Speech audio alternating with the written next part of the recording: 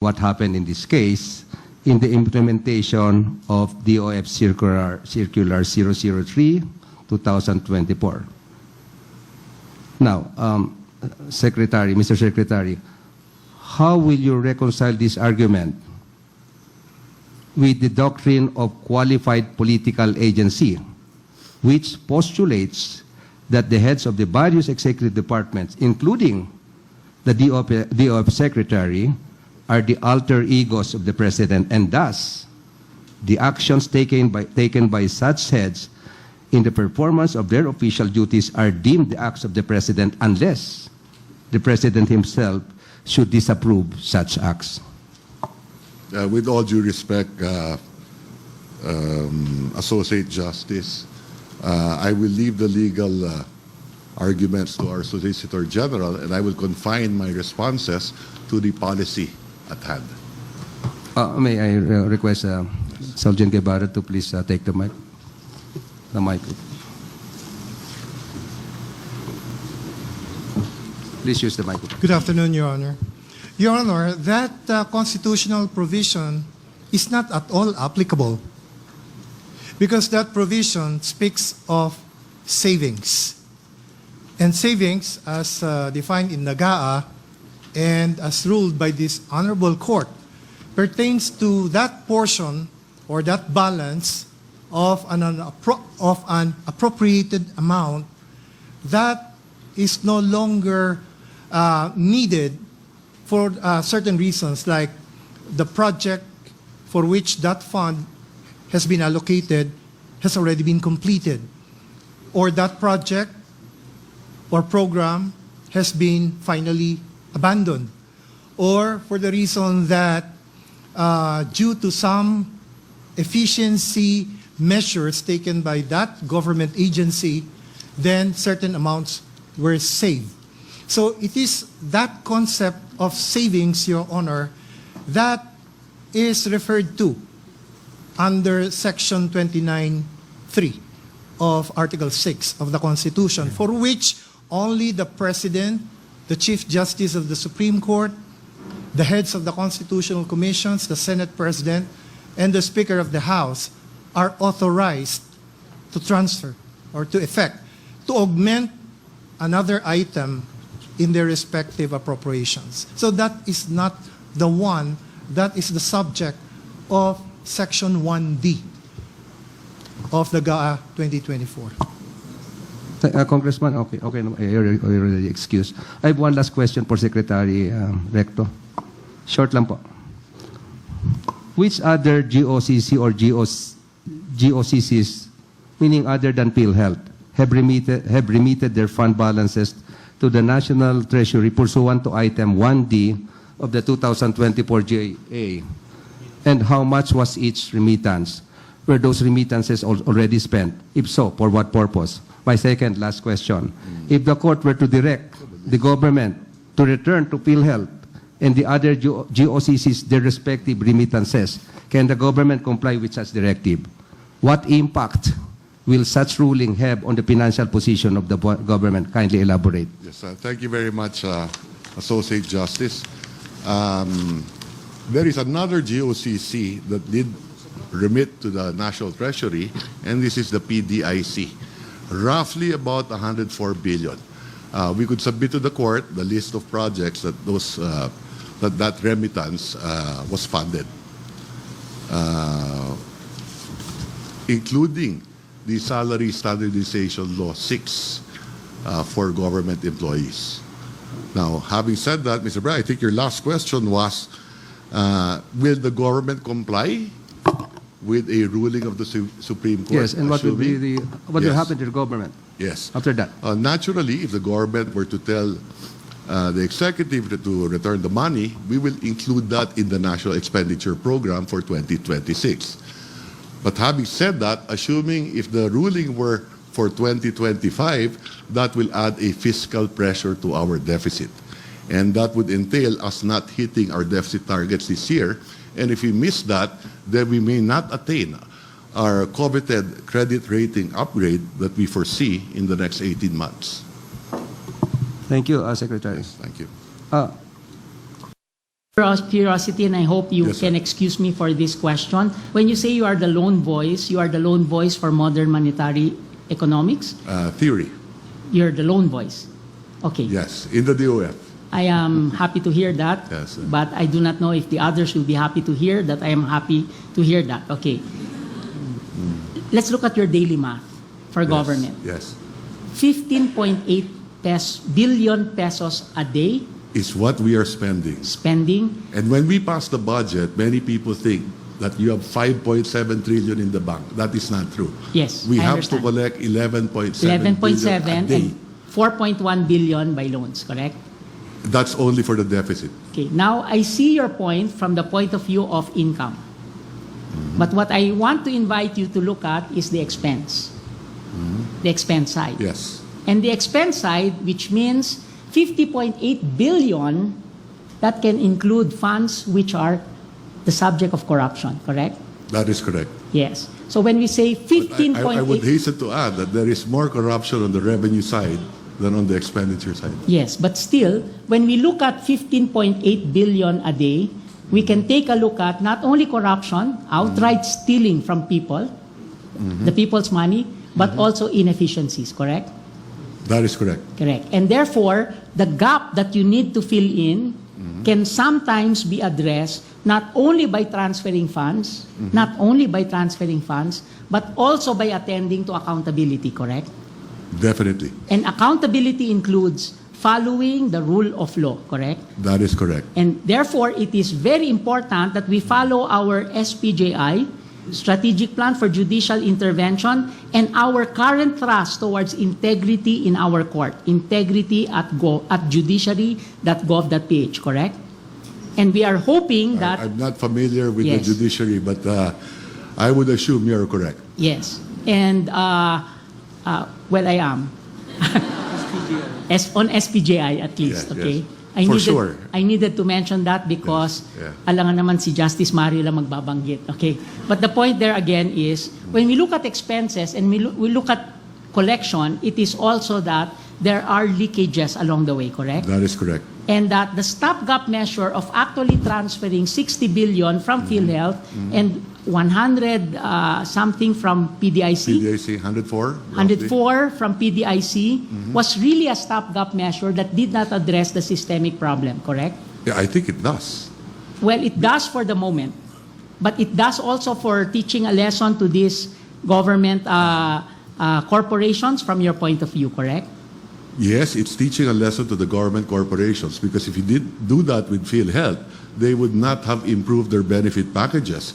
If we do not reduce, as you correctly pointed out, the reserve requirement, then there will be less money for increasing benefit packages to reduce out-of-pocket expenses. Okay.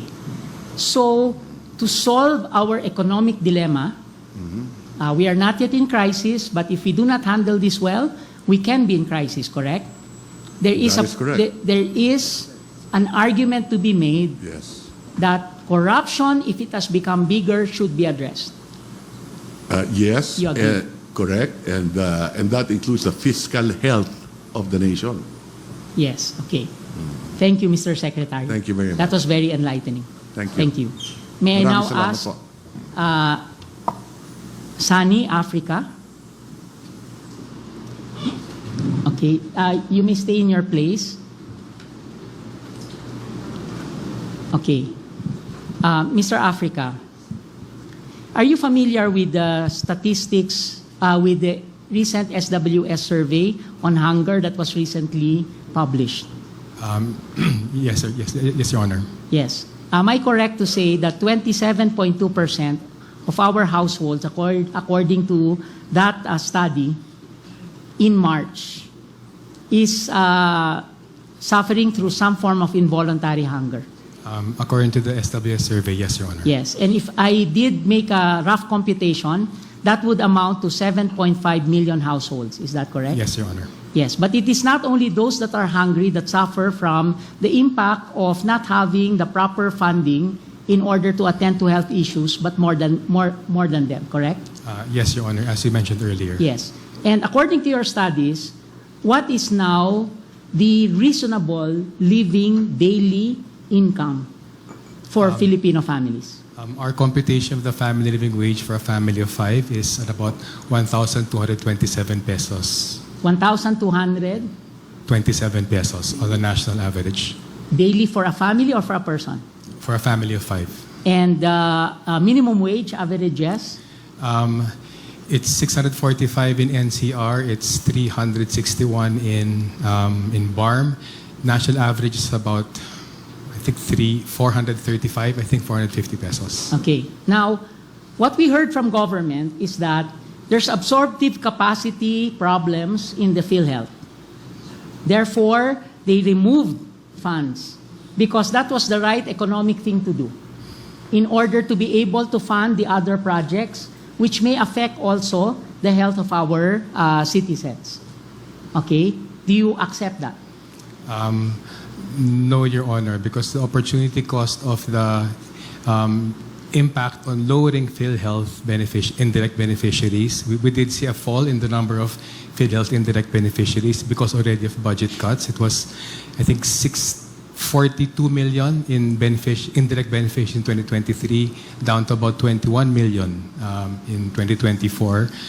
That immediately impacts on, we believe, roughly 60 to 70% of poor and vulnerable Filipinos, including, according to the Bangko Sentral, 75% of families who do not have any savings, whether in the bank, at home, in their pockets. Yeah. Okay. Thank you, Mr. Africa. Thank you. Ms. Susara, I am confused about your statement regarding unprogrammed funds during the in your opening. In a nutshell, not more than 3 minutes, can you tell us again your view of the unprogrammed funds as it has morphed today? Okay, so originally, the unprogrammed funds were just standby appropriation. So it's a list of general line items of appropriation, which the executive branch can trigger release of funds for only on certain instances. Those are 3. 1, if there are excess revenue collections. Number 2, if there are new revenue measures. Number 3, if there are foreign loans. But it has morphed in the last 3 years. In fact, even in the 2025 budget, there's still bloated and program appropriations. What's been happening is that many priority programs and projects for social services and infrastructure projects that were originally part of the programmed appropriations, which in simple terms is the portion of the budget that has guaranteed cash funding from the different sources of financing, have been essentially deprioritized and placed into the unprogrammed appropriations. And so that is the reason why on the expenditure side, there is a huge problem. And this is what necessitated the need to sweep the cash from the GOCC. So, in my view, it was an unnecessary problem. Why do I say this? It's because when the president, when the executive branch submits the budget or the national expenditure program to Congress, they factor in the fiscal program, precisely all of the things that the good Secretary of Finance mentioned: revenues, expenditures, deficit, and debt. The problem is the bicameral conference committee included hundreds of billions of insertions and placed them, essentially replaced what were taken out and placed in the unprogrammed appropriations with a lot of many other programs, primarily in the budgets of DSWD and the DPWH. So what happened there is all of the things that were slashed from the programmed appropriations now part in the unprogrammed appropriations. Remember, this is the part of the budget that doesn't have guaranteed cash cover. But they are priority projects. The government concedes that they are priority projects, and so they need to be funded. And so because of that situation, which has been happening for the past 4 fiscal years, we are in a situation where the fiscal oversight agencies have to grapple with raising additional revenues, raising additional non-tax sources of financing in order to plug the unfunded and programmed appropriations. Thank you for that enlightenment. It is also part of the context that we will want to take into consideration. And I am sure that you have the numbers to support your claim, and not now.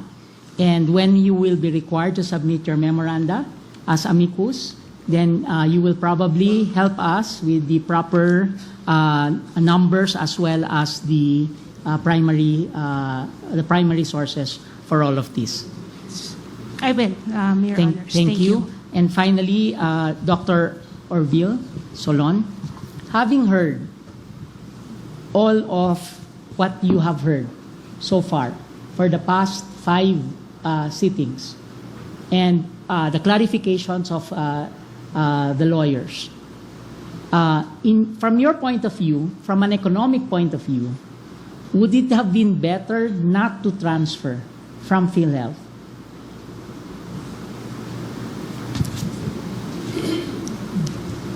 After listening to the hearings, I now believe that the transfer, whether or not, regardless of how it will be decided by the court, has already generated the kinds of actions that I thought, as an economist, the incentive effects, already in terms of addressing problems, intrinsic problems in the Philhealth program. Because in your opening, you did say that, to tell Philhealth that they had a problem, the idle funds had to be used and transferred. And right now, not only is there a new precedent, that there are new programs that are now being done by Philhealth. Although, of course, as a citizen, and for the citizens that are listening right now, for the people that are listening right now, it's not yet enough. And it will never be enough until they will have the full kind of universal health care. And I hope that we do not judge our people that they demand that they do not continue to suffer. Correct?